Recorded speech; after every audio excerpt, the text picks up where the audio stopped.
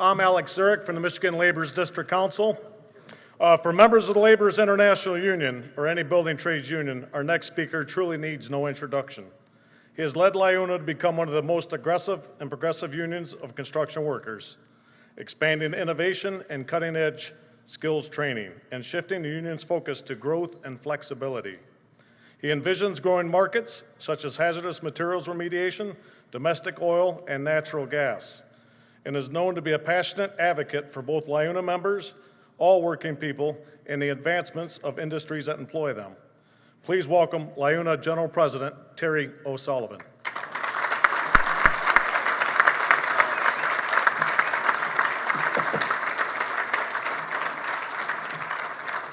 Thank you, Alex, for those very kind words, and thank you for all that you do here in Michigan for the men and women of LIUNA. It's an honor and privilege for me to be here today with all the signatory contractors and contractor association reps, elected officials, utility reps, all of the building trades leaders that are here, API, who I sponsor of this event. And in particular, I would be remiss if I didn't recognize my strong, proud, united brothers and sisters of the Laborers International Union. Thank you all for being here. I want to recognize Terry Healy, who is our Great Lakes Regional Manager, Vice President, my assistant, for his leadership and for being here. And Gino Alessandrini, the Business Manager of the Michigan Laborers District Council. Alex, thank you. And all of the LIUNA buildings, all of our business managers and reps that are here, I appreciate coming from all across the state to this event today. Brothers and sisters, I believe this is a landmark gathering for Michigan and symbolic of a new, promising, and powerful partnership of labor, management, industry, and state government, working together to create a new American energy renaissance. Today, I want to talk about building our country's energy future through a comprehensive all-of-the-above plan, one which includes projects like the Keystone XL pipeline, and how that plan will impact our members, other construction unions, and hundreds of thousands of working men and women, their families, and their communities. As the pain from the worst recession since the Great Depression lingers, with more than 1 million construction workers still out of work, job growth in the energy sector is helping thousands of LIUNA members feed their families, pay their bills, and get back on their feet. If it were not for the technological revolution in energy production, these construction workers and their families would still be down on their luck, struggling to get by. As the recovery continues, we believe the energy sector can help solidify economic growth and even help revitalize the American labor movement. It was reported in Forbes magazine that recovering gas and oil through hydraulic fracturing holds the promise of as much as $305 billion in investment through the year 2020 and will support 3.5 million jobs. By every measure, unless stunted by over-regulation or blocked by environmental extremists, production of natural gas and North American oil will rapidly increase, as will job creation, allowing the U.S. to overtake Saudi Arabia as the largest oil producer within the next 4 years and become completely energy independent by 2030. I cannot overstate the job-creating impact that the energy sector is having or the potential impact it could have on our organization and our country.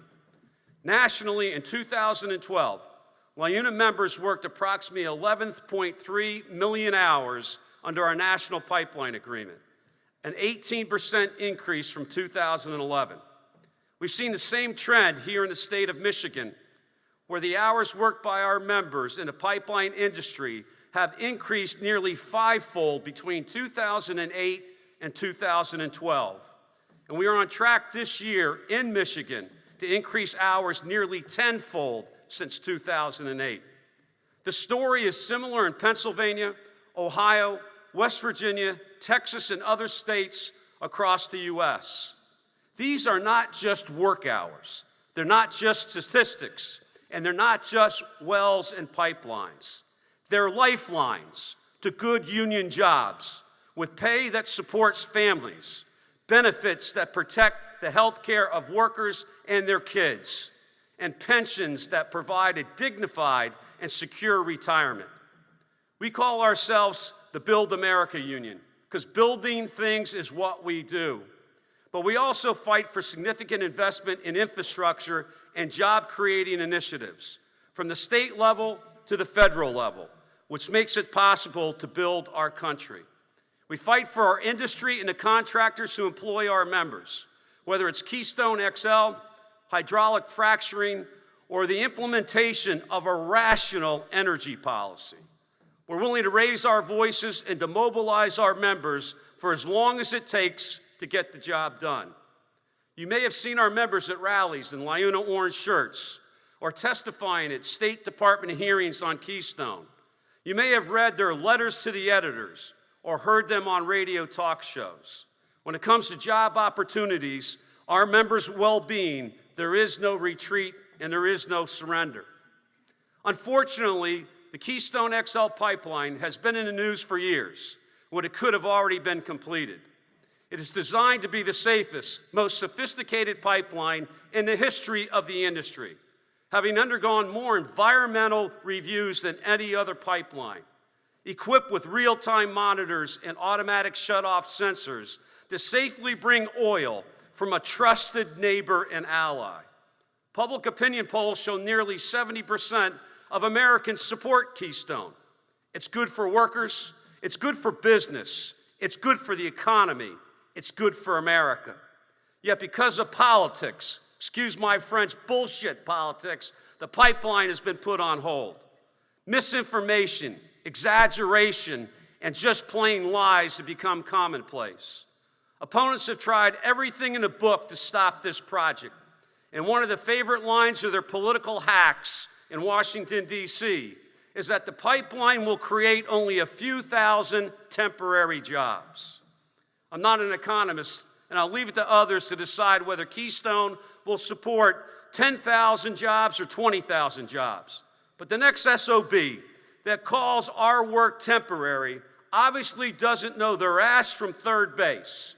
Unfortunately, they don't know or understand or don't want to understand the nature of the construction industry.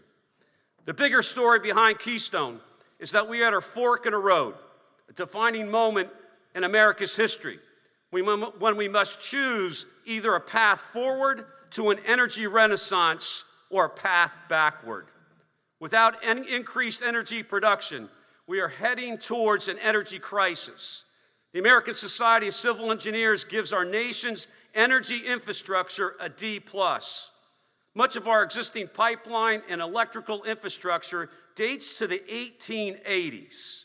And without significant investment and development, it could be lights out for our children who will live in a country where energy needs far outpace demand. This is not a battle between those who say they want to protect the environment and those who want to create good green jobs.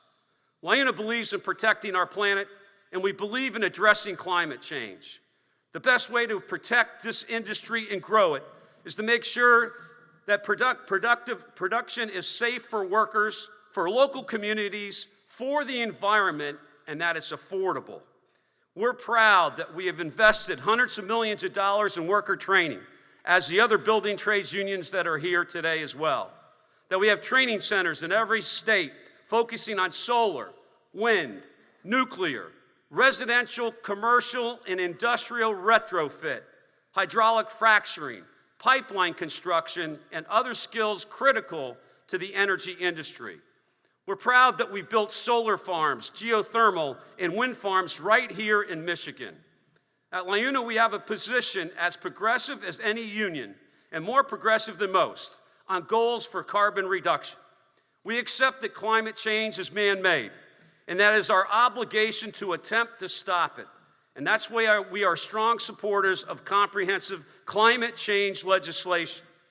Given our investment and given our commitment to training, to safety, and to stopping global warming, it is insulting and repulsive to us as it must be to you, that many in the environmental movement have made a strategic decision to give up on comprehensive climate change legislation, which we believe is the real solution. They have lost their way, forgotten their purpose, and have instead chosen to use high-profile energy projects, such as Keystone, to agitate their members and raise money at the expense of workers' livelihoods by waging guerrilla warfare on a project-by-project basis, killing jobs and opportunities and creating divisions as they move toward extremism without solutions. They're not only opposed to Keystone, many are opposed to natural gas extraction altogether. They're opposed to increasing domestic oil production. They're opposed to dams that harness energy from water. They're opposed to nuclear power. Would have been easier for me to tell you what the hell they are for.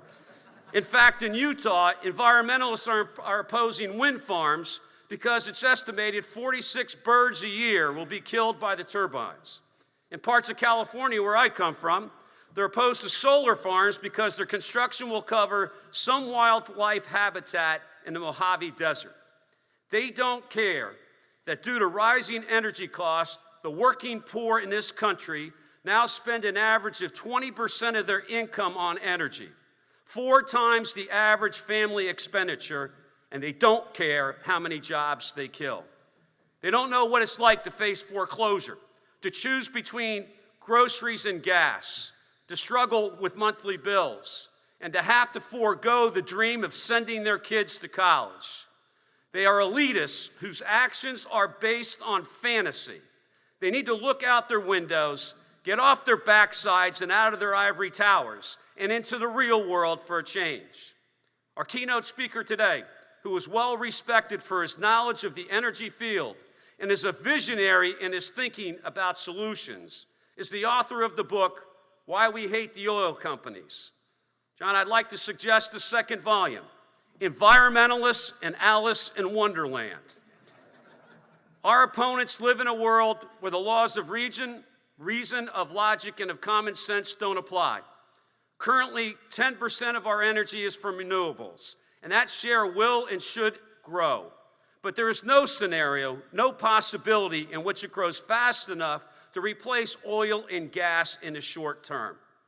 Brothers and sisters, friends and guests, I believe life is defined by significant organizations, significant events, and significant people.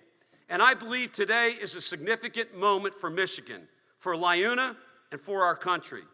You are significant people representing significant organizations, making the compelling and, in my view, indisputable case for an all-of-the-above energy policy that will spark economic growth, free our country from oil sold by hostile nations, and make it affordable to heat our homes, power our factories, and move people and products to market. We believe in protecting the planet and the people on it. We are for good jobs, we are for green jobs, and we are for putting green in workers' pockets. Everybody in this room doesn't always see eye to eye. We've had our differences in the past, and I'll bet we'll have them again. But where we differ, we will fight like hell for our issues. But when it comes to our shared interests in creating jobs and abundant, affordable energy, we stand shoulder to shoulder. Too many projects and too many jobs have been stalled, delayed, and blocked by politics and politicians. It's time to turn that around. For too long, good jobs and the well-being of working men and women have been roadkill in Washington, D.C. It's time that politicians who put their finger in the air to see which way the wind is blowing become roadkill on the highway to progress. It's time to stop politics from preventing energy independence. And it's time to draw a line in the sand here and now and say not one more lost job, not one more drop of oil from countries that hate us when we can produce it here. The energy challenges we face are great, and overcoming opposition won't be easy. But if a group as diverse as this can come together around a common vision, we can win and we will win. My friends, I believe we got to stand together, we've got to stay together, we've got to fight together, and if we do, we will prevail together We will build the Keystone XL pipeline. We will continue to grow a vibrant natural gas industry. We will expand domestic oil production, and we will power a new American economy with thousands of good jobs, and in so doing, we'll change the course, the direction, and the destiny of our unions, of our state, of our industry, and of our country. Thank you very much.